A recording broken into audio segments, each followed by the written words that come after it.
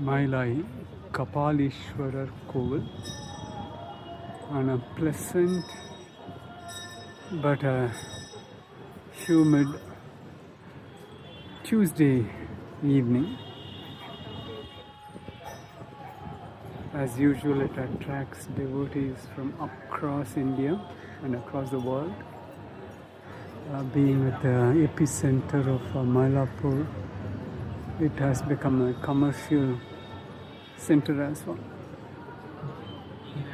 Good breeze from the ocean, feels good.